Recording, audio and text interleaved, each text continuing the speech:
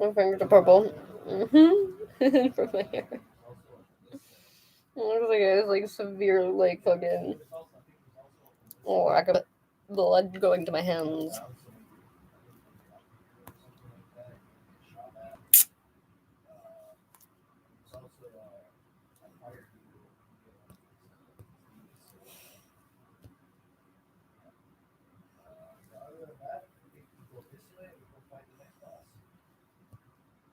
Great.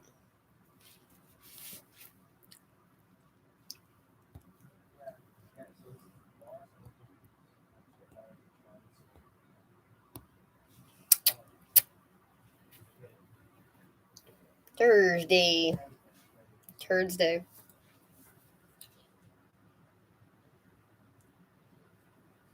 Mm.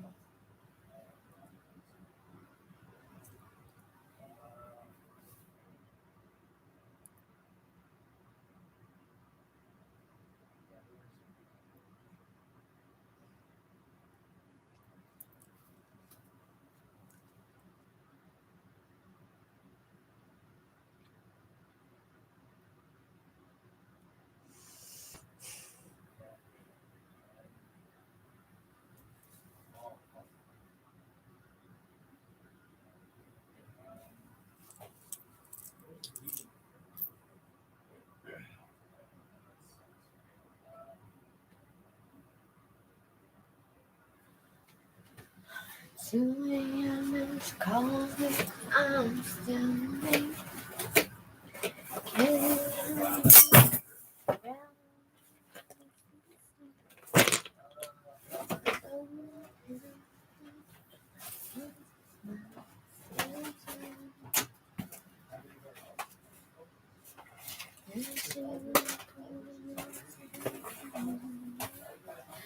Like they haven't even to criticize for very same reason. But you can't jump the track, you're like cars on a cable, and life's like an hourglass glued to the table. No one can stand the one but love. So cradle your head in your hand and breathe. Just breathe. Parasympathetic response, and that's para as in parachute. And this is the body's natural way of slowing down and creating a sense of calm and safety.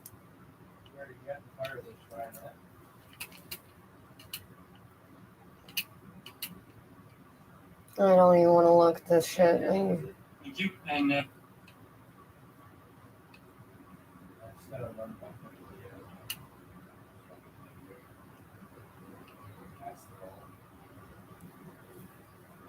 Boris Johnson.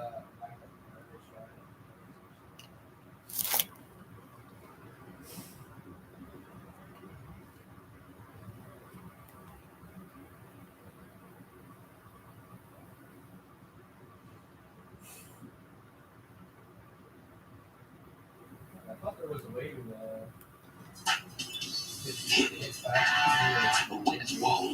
Waldo? Just Where you is seen Waldo? Lyle lately? Trust me, you haven't. Yeah, he's fucking twatting One his press fucking out. conference the first week Fucking of whatever January mention. was billed as a COVID-19 update, and then let his assembled ministers do a lot of talking. He didn't talk as much. The same thing a week later. COVID talk, ministers present, yawn. And over on his website, it's the same thing. Two press releases so far this year. One about Nova Scotia, one about changes in the federal bureaucracy. His office has issued statements on various things, but not a lot. What does it mean? It means Justin Trudeau has made himself less visible, and it's paying dividends. Because nowadays, the federal Liberal leader is more popular than not, and his main opponent, Aaron O'Toole, is doing very badly. It may be that there's no big strategy at work here. It may simply be that Trudeau's licking his wounds after getting chastened by the election result is off at Harrington Lake. But it's more likely, It was from a month that ago. Trudeau's brain trust has finally, thankfully, embraced the Chrétien approach to visibility, and it's working. A long, long time ago, when the earth was still young and dinosaurs like me roamed Parliament Hill, I courted my then boss, the Right Honourable Jean Chrétien. He was the leader of the opposition back then, and I was his special assistant. I'm not sure why he kept me around. I think I abused him or something. Back then, I was excited about something in the news. I can't remember what it was, but I saw it as a great opportunity for Chrétien to get into the news and get some media coverage. So Chrétien listened to me, and he was grinning and he shook his head. And he said, "Young man," which is what he always said to me when he disagreed with me, "I don't need to be in the newspaper every day. I shouldn't be. Mr. Mulroney Yes, is in the sir, newspaper that's every true. day. What is it done for?" And it's true. Prime Minister Brian Mulroney was then supported by 12% of Canadian voters. 12%. Chrétien was a big believer in less is more, undersell, overperform. The moral of the tale there's something leaking is Jean here. Chrétien is always right. The moral of the tale is, goddamn. if your politics and people are seeing and hearing you all the time, they're going to get sick of your face. But Justin Trudeau, that's a big, big So change. harsh. Because remember, back in the early days of his regime, Trudeau was like the Kim Kardashian of Canadian politics. He was like a computer virus. He's still just as like the Rolling fucking Stone, the face. flirting with Mrs. Trump, documenting every waking moment on Instagram, which is his favorite medium of choice. But now, he's gone. He's down, and it's working. I'm Warren Consultant for Sun Media. Thanks for tuning in. Make sure to follow us on all your favorite platforms.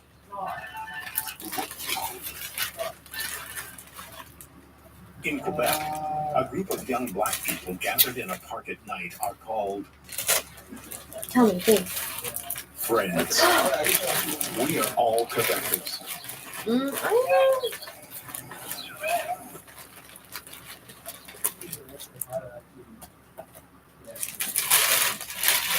No, that's what we would say. Thanks for the Australia touring in Australia and our failed COVID zero strategy. We tend to find the cases being reported every day in Australia and some of the highest levels of COVID cases per capita. The world is increasingly mocking our COVID response. They used to praise it, no longer. One man who knows more about this than most is Australia's longest-serving foreign minister, now based in London, Alexander Down. Alexander, thank you so much for your time tonight. You've written incisively in the Australian Financial Review about Australia's failed zero COVID policy. Do you think Australians are successfully living with virus at the moment? So my sense is that people are now beginning to understand successful policy is going to be a sustainable policy, and it's going to be a policy that takes into consideration many facets of life. Of course, people don't want to get COVID. I've had it myself. They want to avoid it if they can. But what price do we pay if we close down the whole of society? When in the end, having done so, and obviously paid a huge price in terms of the economy, in terms of people's mental health, children's education, particularly not lower Scare the fucking shit out of me. children's education. We paid a huge price for all of that in an holy effort fuck. to ensure that we had zero COVID. And of course it failed. We haven't got zero COVID. It's a pandemic. It is impossible to eliminate. The strategy should always be, in these circumstances, to protect the vulnerable, but not to destroy the whole of society. So, and there are all sorts of civil liberties issues that come into play, as you've just seen in relation to the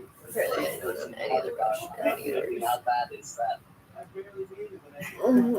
Well, yeah, that is we're completely destroying our international reputation with these sort of stories. You know, cricketers being told to climb down and stop celebrating. But you talked about the cost there. How long before we really understand the full cost of the COVID measures we took? Not just the financial cost, but the human cost, the health cost, the cost to our children's education. Yeah, well, so first of all, people are very dismissive of natural costs. They just think that doesn't matter. But honestly, it does matter. I mean, the world, this is not peculiar to Australia, has spent something like $11 trillion of extra American dollars of extra spending on all sorts of compensation programs through the COVID crisis of the last 2 years. But that is now generating inflation, as you can see. People may not think economics matters, but when their prices start going up and inflation comes back into the global economy, then they'll realise that there is a price to pay. Nothing is for free. Secondly, I think it's the fact that my grandchildren who go to school in Melbourne missed something like 200 days of face-to-face teaching in school. Please. Oh my god. You know what? Your like 2-year-old is not gonna fucking literally now have mental health fucking crisis because he missed like a fucking school year. Cost-benefit analyses weren't much done on any of these things. All the state governments did was say, well, we've got to eliminate COVID. Pursue policies which were hugely damaging to society, which, as you can see from the results today, have failed.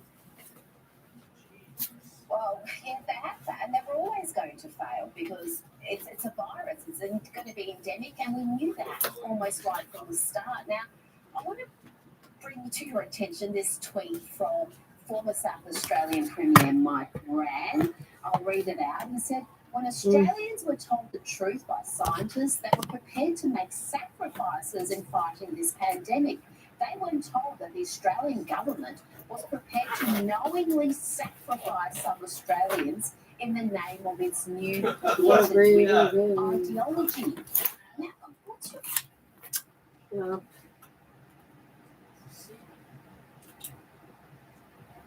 In Quebec, No, I don't care. Shut.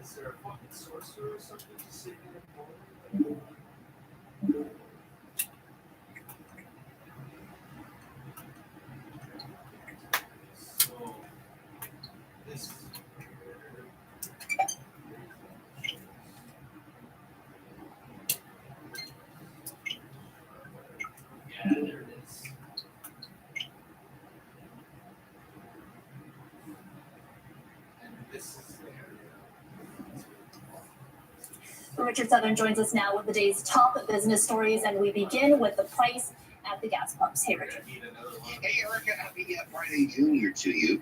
Not such a happy one at the gas pumps. I mean, you've noticed this, certainly, if you've been filling up lately. Getting pretty expensive. In fact, price of gas getting close to a record again here in the GTA. I got a big ass sword. Let's see what happens. It's nothing but a... Oh, yay. Something not terrible. Plans for today's dreams and all of tomorrow's. It's That nothing but a makes me stereotype. People make assumptions without knowing anything about them. it's time to end the stigma. It's disrespectful, not only to me, but to my serpent overlords. It's dangerous. Like Ted Cruz, the Zodiac Killer. I wish people knew the real me. The way I know, the real Avril Lavigne died in 2003 and was replaced with a lookalike named Melissa. I see the way people look at me. I'm not blind. And Stevie Wonder isn't either. You can't stay secret like Hillary Clinton's secretary in the basement of a pizza parlor. This is dead serious. As dead as the Queen has been since October. My name is Spark with 2 Ks. I believe Area 51 is hiding out, and other aliens from the planet Melmac from us, and I am fully vaccinated. My name's Chino. I am a disciple of that cult that worships Gadget from Chippendale's Rescue Rangers, and I am fully vaccinated. First name Todd, last name withheld. And look, I got all 3 shots. One for each of the gunmen on the grassy knoll. My name's Miami Strong.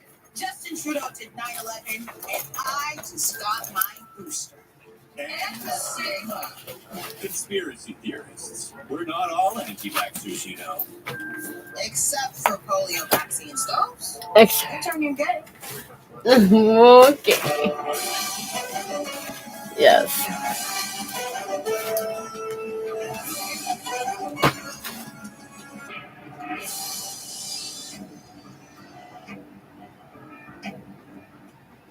Talking to a friend of mine.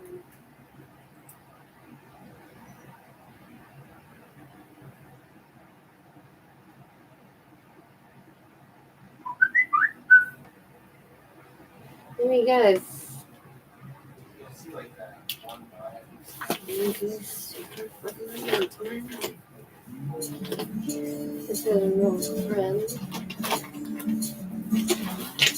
Okay, this is important, but it's pretty straightforward. When you make a mistake, you have two choices: shame or guilt.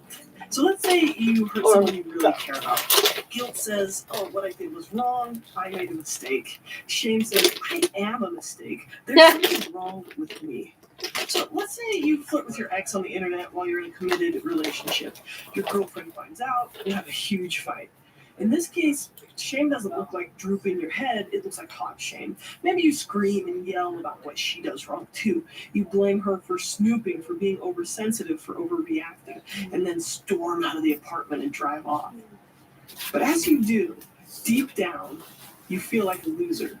Like you'll never be lovable because you're such an F-up. You don't want to see anyone, you don't want to talk to anyone because you're ashamed of what you did. Or you know that you'll never be happy because you screw up so much. And then you head to the bar to be alone and drown your pain. Oh, I don't need a bar. This is a shame response. Shame says you're a complete screw up and you'll never have a good relationship. Yeah, I can drink Guilt my stars says, and love in my room. No problem. Now, deep down, you know you messed up. Deep down, you value being honest, being faithful, and you know what you did was wrong. So let's imagine this conversation goes differently. Your girlfriend catches you flirting with other girls on the internet. What would honestly facing your guilt look like? Maybe saying something like, I messed up. I'm so sorry. I'm going to fix this. I'm going to keep learning and get help so I can figure out how to stop doing this. Can we go to therapy together? How have I hurt you? Let me validate how awful this must feel for you. I paid you off. Manipulation. It shouldn't be manipulation. It should be taking responsibility. Yeah. Remember how pure emotions serve a function? The emotion of guilt can be motivating. It motivates us to make repairs. I will apologize. I will change. I'll try not to do this again. The lie of shame tells you your behavior is a permanent identity. I'm just a failure. I'll never be lovable. Shame is paralyzing because it distorts reality and it tells you that what you did wrong comes from some unchangeable aspect of yourself, that you're broken and defective, that you're damaged beyond repair. Shame leads to defensiveness, trying to cover up what you've done or just giving up. Shame is a very subtle form of avoidance. It's your super smart brain trying to squirm its way out of responsibility by saying that you had no choice because you're just a bad person. But shame is a lie. It's a distortion. Shame can lead to self-punishment, withdrawal, blowing up relationships, and destructive behaviors like drug use. Yeah, but on the other hand, guilt, I'm not talking about exaggerated guilt due to impossible standards, but honest guilt can actually help improve relationships. For an addict in recovery, feeling guilt can be a sign that you're going through a healthy recovery process by owning your behaviors and trying to change them. Okay, let's do another example. Let's say you're the manager of a marketing team and you've got some serious challenges coming up. You're under a lot of pressure from upper management to get performance. So in a meeting, you find out that one of your team didn't complete the task they were supposed to. And you just lose it. You blow up at them. You chew them out in public. Everyone goes quiet. The meeting goes stale. You tell everyone to get back to work and to get their jobs done. Then you head back to your office and you know you messed up. Shame says, you're just not a good manager. You'll just never be successful. No one likes you because you're such an idiot. Why couldn't you keep your cool and handle it like Bob does? Everyone likes him because he doesn't get so uptight. Shame says, you should just but quit, also, or change jobs, or just Bob's stop a bit of a trying to creep. have a good relationship and rule like a tyrant. Bob is also probably Shame's loving message Bob. is, you're just not a good person, so you might as well stop trying and withdraw.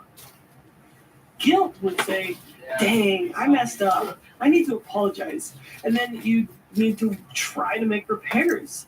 You work on yourself, apologize, manage your stress better, set better boundaries, use more clear expectations and outcomes when people don't perform as expected. Now, can you see how taking responsibility is so much work compared to shame?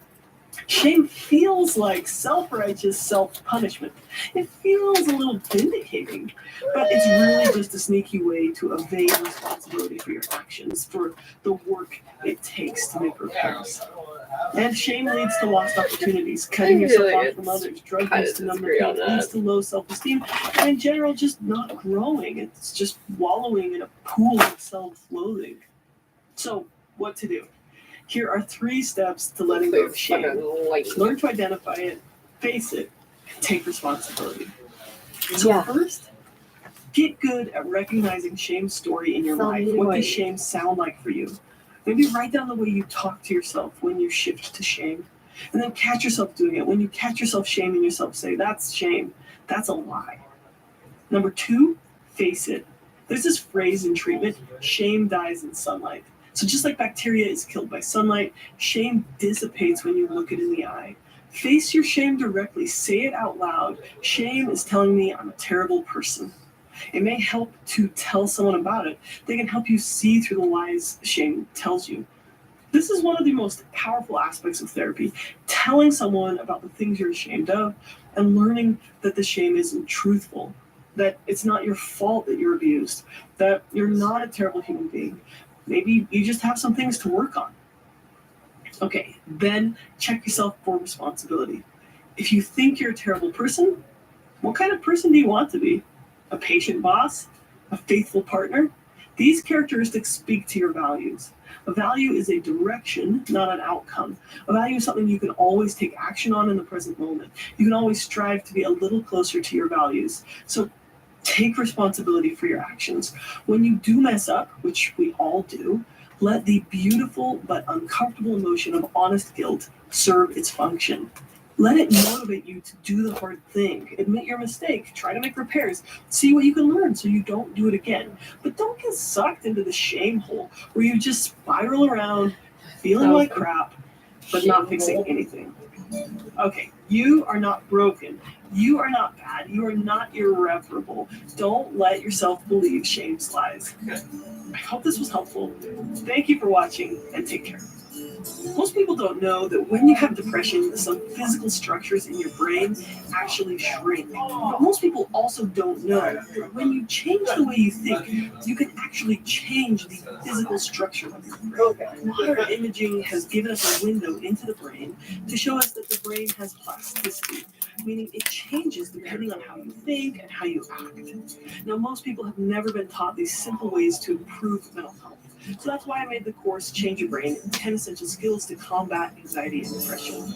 In this course, you'll learn a bunch of ways that your mind and body are connected. You'll learn what to eat to combat depression and anxiety, and how light therapy actually changes the serotonin levels in your brain.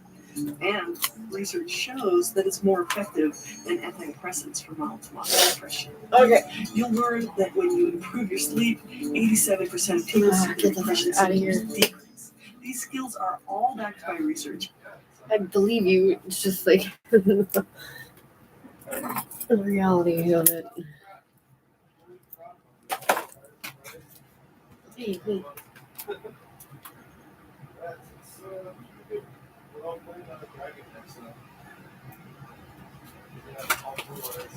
Hello, Jack Armstrong here for my friends at Post Cereal, who are running a really fun contest. Pick up your favorite Post Cereal, hold out of your receipts, and get a chance to join me in the Breakfast with Jack contest. It's a slam dunk.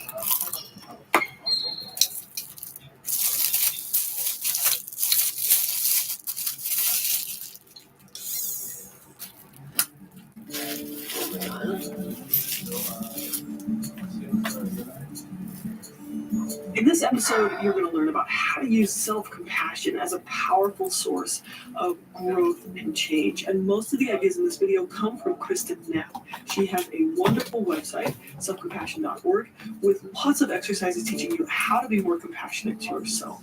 And when I talk about self-compassion, I'm not talking about, oh, just excuse yourself for your bad behaviors.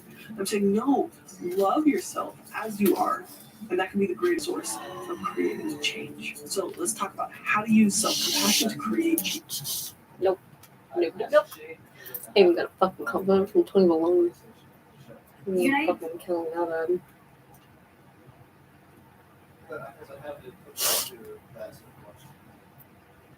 bad. Thank you, brother. The young lady's time was expired. Julie now recognizes Mr. Jordan for 5 minutes. Thank you, Mr. Chairman. It's good to see some of our former colleagues. I want to thank all our witnesses for being here. I first want to go to what the chairman said in his opening statement a couple hours ago. He attacked Senator Johnson and Representative Gates about statements they had made. And then we just heard Governor Inslee say that the government shares the truth. That is, I mean, think about what we have been told about this virus that turned out not to be true. The President of the United States said we have a plan. The President of the United States said we would shut down the virus. Dr. Fauci and CDC, the government said it didn't start in the lab. They all said it wasn't gain-of-function research. They said we'll never impose a mandate, but they did. So much so went to the Supreme Court, and the Supreme Court struck it down. They told us that the vaccinated can't get it. They told us that the vaccinated can't transmit it. They told us there's no such thing as natural immunity. The last thing you want to do is trust what these people have told us. Everything they told us has turned out to be misleading and not accurate. Either. Governor Ricketts, are there more people vaccinated now than there were a year ago? Yeah, absolutely. As I mentioned, we just had fucking goddamn to get vaccinated. So it's Are there more people who nationwide? Are there more COVID deaths this year than there were last year? You know, I have not tracked the COVID deaths. I'm really on all the COVID deaths this year than last year, but I need folks on my state. I can't tell you. Yeah, are there an uptick in cases as we speak now nationwide? Please rephrase it a different way. Certainly in Nebraska, we're getting up to absolutely. Yeah, there's an uptick everywhere. So I think the question is, how can that be? I mean, if mask mandates and lockdowns work, then why didn't they work? I mean, we've seen all kinds of restrictions placed on the American people, all kinds of limits placed on their freedom. If those things all work, how can we have higher caseloads at a time when there are more people vaccinated and more, unfortunately, more people have lost their lives this year than before? Do you have a mask mandate on schools in your state, Governor Ricketts? No, we've never had a statewide mask mandate ever throughout the pandemic. Different school districts will choose to do mask mandates, but that is up to the local school districts. We've never done it at the state level. Do you have a mask mandate on businesses in your state? No, we do not.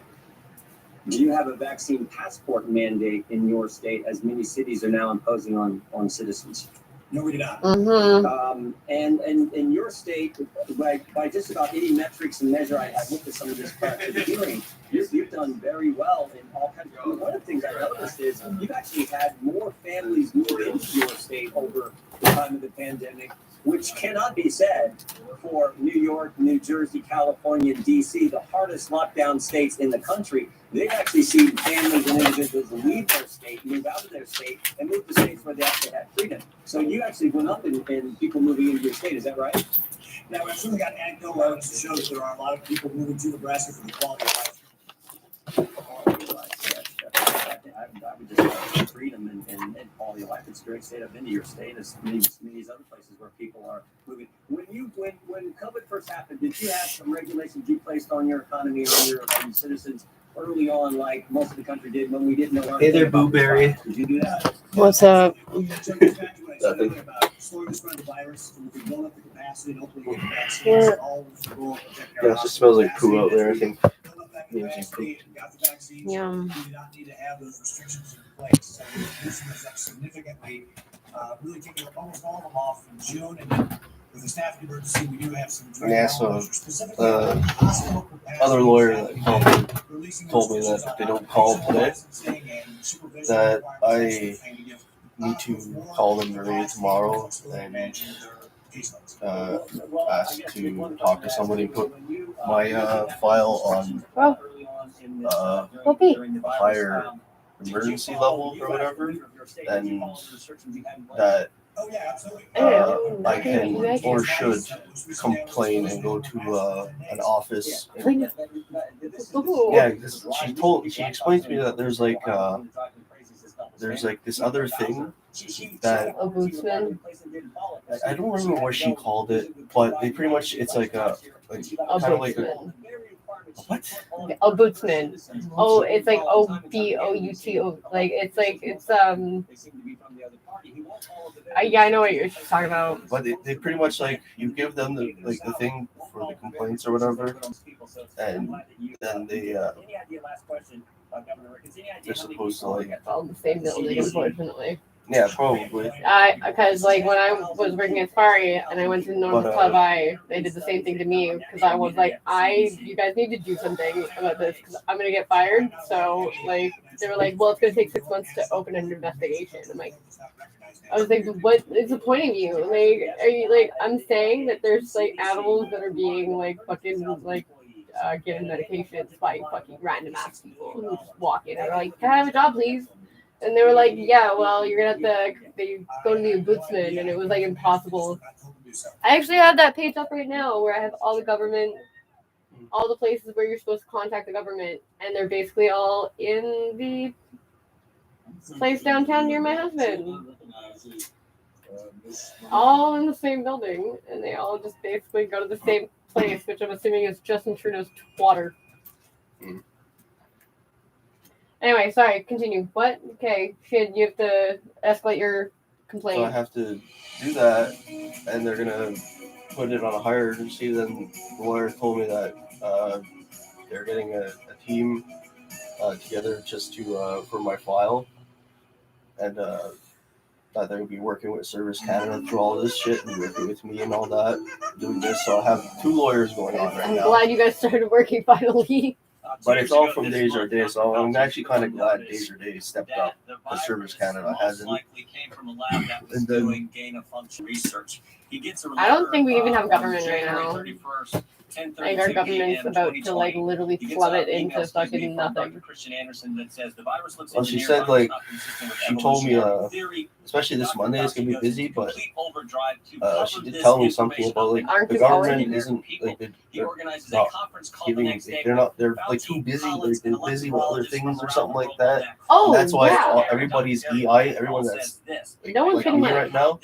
Yeah, nobody's getting money right now. Except Like, Trudeau, obviously, but It would be easy to do in a lab. so 4 days later, yeah, no, basically, literally no one's getting money. Apparently, because we're now in Ukraine, that is priority numero uno. I can't imagine why the fuck we left the Middle East so we could go fuck with Putin. That Putin is someone who I'm like, I don't want to fuck with Putin. Middle East, I don't give a shit. No one gives a shit with the Middle East. Like, you guys want your oil, go fucking play with your fucking, like, I don't know anybody in the Middle East who's gonna come to Canada being like, yeah, fucking, you want to play? Putin will. Putin's just been sitting there. This happened to me in high school, actually. When I went to go confront Megan Maddie about talking shit about me, and then someone was like, Matt's gonna go fight Megan. I'm like, I'm not gonna go fight Megan. I'm gonna go ask her why she's fucking talking shit. So I started walking towards the calf, and then like there was a mob behind me. Like it looked like a fight. I was like, can we all just stop? Like, guys, like I'm not fighting anybody. It literally got me kicked out of the fucking cafeteria for the rest of the school. I was not allowed to go to the cafeteria this weekend, or pay people to get me like cookies. But like it's the same concept of everybody who's not Ukraine is like, oh, Putin's moving in on Ukraine, and Putin's like, nah, I'm just fucking around my army people, like fucking, I have every right to maneuver with my fucking military, like, and if it's me or Ukraine, like, fuck you, mind your business. And Canada was like, we're already on our way. What are we doing in fucking Ukraine? Honestly, like, we have shit to deal with here. I mean, I understand like we weren't supposed to be in Afghanistan. I could argue all that shit, but like Ukraine is something like it's supposed to be our ally. We have troops in Ukraine. Get them the fuck out of there. Like, I don't give a shit. Like, It's Germany. come It's part here. of Germany. Come deal with this shit. Like, we have a lot of shit to do in Canada. I would appreciate it if you could stop meddling in other people's affairs and come deal with garbage that you fucking set on fire. Like, there's a bunch of people who are like, I am about to be homeless. Like, there's no food on the shelves. And then, like, truckers need vaccine mandates now. And it's like, truckers are now at, like, every main highway, and they're just sitting there. They're like, fine. We'll wait it out, I guess. Like if someone's gonna give. Guess who it is? Usually the people who are hungry. Anyway, good thing you have a reserve. Yeah, because like I might actually have to go talk to welfare or somebody there. I think we should go move to town. Like, I'll move to town tomorrow. Like, Or my mom even said if welfare doesn't work, then they're not gonna take you. Might have to do CERB. They're gonna send you to EI. Don't do CERB. Don't do CERB. Don't do CERB. Don't fucking touch his money. He fucked up. He fucked up, and he was just like, "Don't worry about it. Don't worry about it. Inflation's gonna figure itself out." And everyone was like, "You don't know what the fuck you're talking about. You can't just keep printing money. Otherwise, why isn't every cut like why isn't everyone just print out fucking money from money machines? That's not how money works." So like, don't worry, the budget will balance itself. And where is he now? Still on a fucking beach. Probably. Still in the fucking resort. Fucking bullshit, dude. Not fair. Just chug this. I have to go get juice because we have to go juice apparently. Should just get wasted. Hey, Minzy, you want to see you wasted, Daddy? Why did you get wasted? Yeah. Oh, see that shit. I don't know. They've been doing renovations on those buildings down by the first grade place. I didn't even know on the other side of the water that there's like a bunch of little tiny buildings there. And they literally just like got the Lachine government apparently, or not the Lachine, it's like Lachine borough, and it's like I was gonna vote in that election, so that's why I know any of this, because the one English girl who got kicked out because she was like, hey, maybe we should do something else, and they were like, no, we're gonna make bypass at the fucking water. And she was like, you guys didn't even fucking consult me. So yeah, I was a little bit involved in that, like just like paying attention to it. But yeah, no, they just like went ahead and started renovating and doing major construction all around the first grade and all those little fucking places. Like there's little huts. Like there's an information booth. There's a tour guide apparently. Like who's a fucking tour guide? They're all saying it's fucking some like fucking white guy who's a fucking dick who knows nothing. What's going on in the measure place? Like, nothing is better than the law. Why aren't your people over there? Go take your land back. Because my people are going to start taking your land again. It's going to be like the Oka crisis. It's really bad. Like, you guys are even like fucking, there's people with the headdresses fucking downtown at that heating tent. And they're like, we need a building. We need just a building to put all these homeless people in so they don't die on the side of the road anymore. Well, the go fucking is like, I don't know, my $4 million fucking Victorian mansion is a little too big for me and my wife now, so we're looking to downsize. And talking shit about being like, oh, it's not that hard to find an apartment. I can't, like, it's not fair at all. And it sucks that we have to go fucking back to the desert. Saw the fucking traffic to the bridge. I was like, oh yeah, that's gonna be me in like 6 months. I can't wait for that shit. No, it's really like traffic dies at like 10. I'm gonna get a job in town. Like, why would I ever fucking leave? Oh, think about that thing that my mom sent you. I might actually look at that. My mom. Remember she sent you that thing for the, what was it, that smoke shack there? Oh yeah, no, I'm gonna, like, I was meant to cruise by today just to be like, hey. Yeah. I might go check that out too. Because yeah, and if you can find maybe what they're doing with the houses, I don't know how you guys get houses. You guys have no like real estate. Actually, I don't. They probably won't even hire me because I'm not French. But see, like I'll fucking literally take over their fucking business, and I will literally like just pay me to just be here. And like you just take all my money. I just want to just be left alone, and I just want to like not be part of any of this. Because now my country is going to other countries, and I'm like, I'm not down, and they're like, we don't care. Which way do you think most companies are going to go? Do Yeah, you because think they'll say, we'll drop you the they'll mandate, probably or hire you or before do you they think they're hire gonna me say, because oh, I you're can't gonna do speak it, French. I'm and then maybe kind of say, surprised they're well, even we'll give looking. you I'm not easy surprised access they're to Dude, looking. actually, you'd be. I'm surprised how many white people are working like at the gas stations in town. Like, It's always been that way, Cam. Like, nah, not that I remember.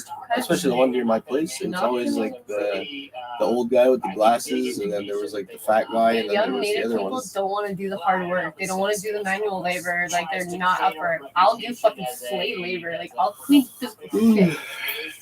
Maybe not human shit because COVID, but like, I literally like grab shit in my bare hands. That's another thing too. They were saying like all waste has COVID, and like I'm gonna be dealing with that.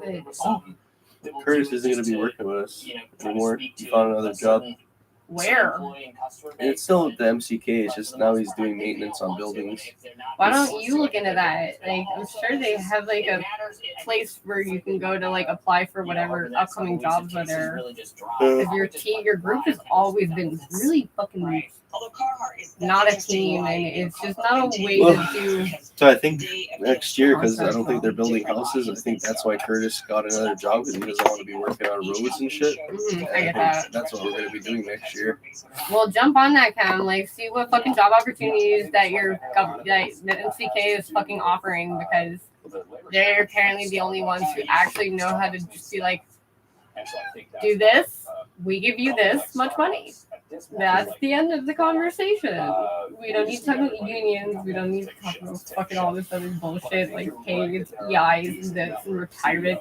You want to do that? Go ahead and do that. None of their fucking business. Like, yeah, they give us all that. They take that out of our pay. yeah, but my government will take it and then be like, okay, now you're fired. And it's like, well, what now? What about all that money I just paid into? And they're like, nothing. I'm tired of looping in circles with this fucking bullshit. Like, not getting another government job. Okay, that's why they offered me to pay me over the table, and I was like, when it comes to my taxes, I guess it would be the smart thing to do, but I don't plan on paying those anymore. Because why am I paying taxes like at all? Well, Always pay my taxes. Like, you might end up like that guy. Well, you probably saw him. He used to work for Pizza and Subs as a delivery driver, but now he works. Totally bank. No. What was his name again? What are you gonna do? Arrest me? Like, come on, arrest you then. Like, come on now. There's fucking people literally fucking like stealing from fucking banks and fucking guns and shit. Like, you're coming after me for my bullshit. Get the fuck out of here. Just leave me alone. Let me die in peace. Like that matters. Like it's so stupid. It's so far away from anything that makes rational sense or is based in science or contagiousness or what it like. It's just what the government policy is, and the government policy is dumb. So, yeah, there's spaghetti still in the fridge. I'm not eating spaghetti. You can have it. No, that's your spaghetti. It's I have to go cheese. get juice. well, thank you for continuing to. Well, I would just say because that's all there's left unless you want an egg sandwich. I was have to walk the dog. We will have more rising right after this. When dehydration is a risk, choose Pedialyte for fast, effective rehydration.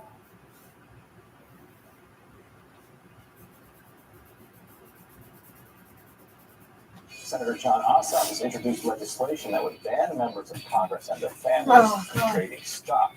Missouri Senate candidate Chris Coons recently took to Twitter and weighed in, and he didn't mince words, saying, "A blind trust for members of Congress is a farce. Putting $1 billion of big pharma stock into a blind trust won't give you amnesia about where your money is. We need to outlaw stock ownership for members of Congress and jail them for law breaking." President Biden, however, declined to publicly jump in on the discussion, deferring to Congress. White House Press Secretary Jen Psaki told reporters, quote, he'll let the leadership in Congress and members of Congress determine what the rules should be. So Lucas Kuntz is here with us to make his case and what he'd like to see from the White House on this issue.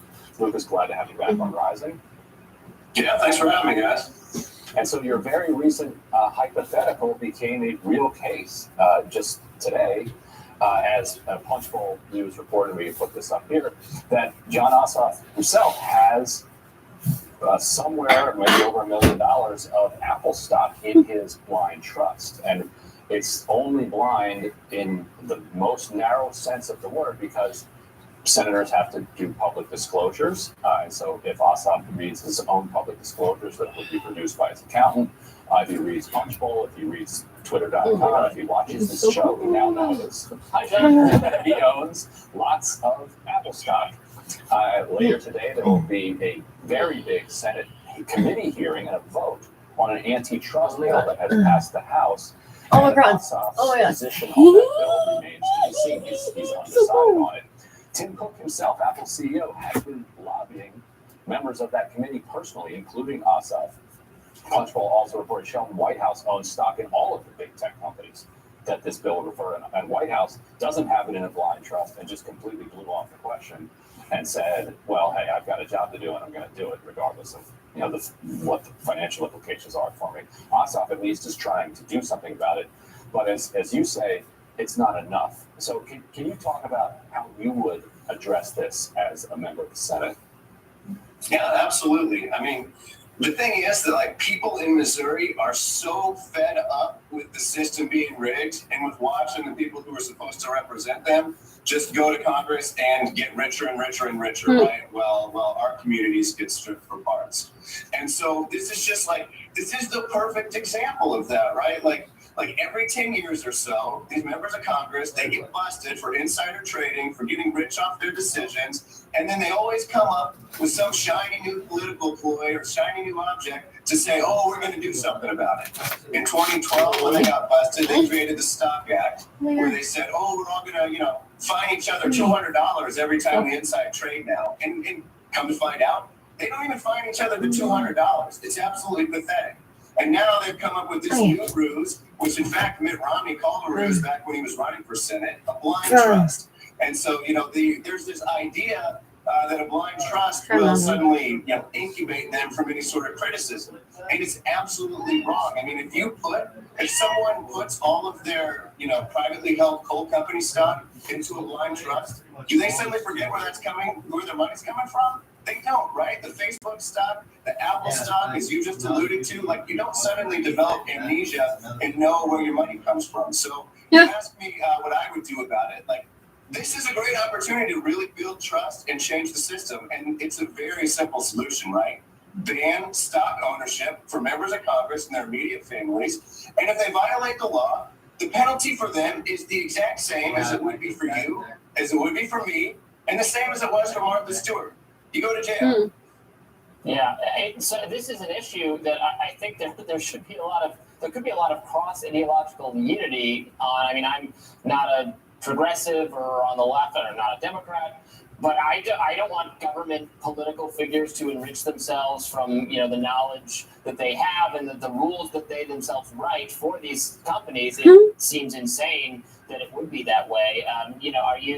How can you talk to people on the Republican side to generate some interest in doing something about this? When I talk about the issue, the thing that I like to bring up is that going to Congress should be about service, right? You take an oath to the country, and just like I did when I joined the Marine Corps. I did the Marine Corps for 13 years. When I joined the Marines, I didn't do it to get rich. I did it to serve, just like my friends did. When I was in Iraq, when I was in Afghanistan, that was about service. When none of us got rich off of it. And it should be the exact same thing if you go to Congress. That's about service. It's about making decisions for the people you're supposed to serve and not your own stock portfolio. And so what we need to do here, in talking to people, is just bring back that service and make sure that there is no question that they're not getting rich based off of their decisions. And again, it's it's hard to, I don't know how to talk to them about it because clearly we have some very untrustworthy people there who aren't interested in that. So what we need to do is just fundamentally change who has power. We need to change the system so that they don't have that temptation anymore, which is why it should just be illegal to own stocks. Yeah, and the point you're making exposes the similarities between, quote, trading stocks, but then also owning stocks. And we've seen a lot of coverage of people, members of Congress, who trade off of information that they have. Richard Burr famously comes out of that meeting about coronavirus, gets on the phone with his broker, all of his stocks are sold. He calls his brother-in-law sells all his stocks. So that's trading on inside information. But the ownership question is really important too. Joe Manchin, when he was criticized for taking $500,000 his family from his immediate family, $1 million a year from the coal company that he owns, he says, well, the coal company's in a blind trust. The coal company is run by his son, Joe Manchin IV. That he knows that his son runs his company. He knows that he continues to own this company. So saying that it's in a blind trust just asks the public just to accept way too much. Like, what does that even mean to say that a coal company is in a blind trust? When you talk to voters out there, where does this issue resonate on kind of a ranking of things that get people fired up? It's absolute madness, and it's with, like I said before, it is the epitome of why people have no faith and no trust in their institutions or in their government. And so this is the rigged system. And when Nancy Pelosi got up there a month ago and said, when she was asked about insider trading by members of Congress, her response was, it's a free market. They should be allowed to do it, right? For me and for the people in Missouri, that just sounds like let them eat cake. I mean, we know that they have inside information. We know that they're cheating. We know that Martha Stewart went to jail for this. We know we would go to prison for this. And they don't have the same consequences. They never have the same consequences. It's like that with elites across our society. And that's why there's no faith and trust in institutions. It's why, charlatans can just run boatloads of lies through our society, and it actually sticks because we have failed in so many ways. And again, this is an opportunity to rebuild trust, and you're seeing them not take it. You're seeing them come up with another ruse, another fake way to try to buy our trust, another political ploy, and it's not going to work. And we're never going to retain, or we're never going to get to where we need to get if we just keep coming up with these false, fake solutions. Oh, and also, real quickly, you've paid close attention to antitrust policy, so this hearing is happening kind of as we speak. What's your take on this antitrust bill as it's working its way through the Senate? It's when you see the people lobbying against it, it's about power. This is about who has power in our society and who doesn't. I mean, it's not even just this antitrust bill. Like, let's look at Section 230, right? We've seen lately that Facebook and some of these tech companies, they're the big tobacco companies of the 21st century, right? They're hurting people. They know that they're hurting people, and they are clearly doing it for profit. It's in their own records. And one of the big differences, though, is that you could sue the tobacco companies back in the day. Now you can't even sue big tech because Congress wrote a measure into law that said they can't be sued, and they won't repeal that. So there's no justice for people. It's another example of the system being rigged against all of us and not working for us. I don't like that metaphor, though. I mean, there are millions of people who are dead because of big tobacco. The criticism of Facebook is, your Republican side says Facebook takes down too much content, right? Facebook limits your access to information on the Biden administration's command, and then Democrats say the opposite. So it seems like the company's in a difficult position to my There are millions of small businesses in our country that are dead because of Facebook and Amazon. There are millions of people who've lost their livelihoods, and Facebook and exposure that came out last fall showed how they intentionally harmed young women, pushed them into places with eating disorders, anxiety, and all these other things. They knew it. They had information that they were doing it. They knew that they were damaging and hurting and destroying people's lives, and they did it anyway. It's the same thing. If you want an exact analogy, I guess we could talk about the opiate industry or someone else. But here, the real trick is the fact that these people have power, and they can't be sued because they have that power, and the rest of us are helpless in front of it. Well, Lucas, thank you so much for joining us. We got a wrap, but we really appreciate it. Thanks for having me. And tomorrow on Rising, Hill reporter Rafael Bernal will discuss Joe Biden's dipping approval rating among Hispanic voters, and Team Rising will weigh in on whether the end of the pandemic is in sight. Plus, the director of the New York Working Families Party gives her assessment of Governor Kathy Hochul and Mayor Eric Adams' job performance. Don't forget to like, share, and subscribe so you never miss any of our videos, and we'll see you all tomorrow. Thanks for being with us. See you there.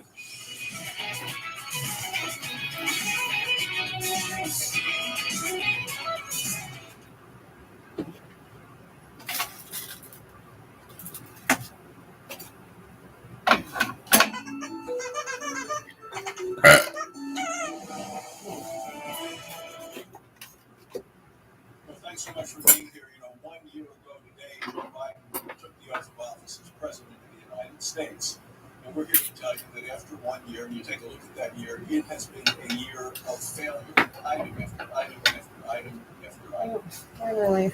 Joe Biden came into office and he promised he was going to unite the country, and he said he was going to put COVID behind us. So what happened? The country's massively divided as a result of President Biden, and he's left behind all of the major issues that the American people care about. Of course, number one is inflation.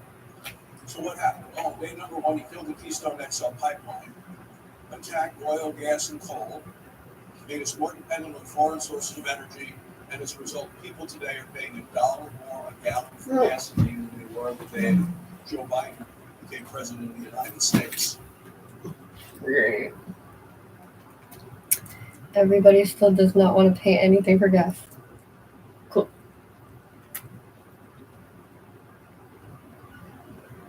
That's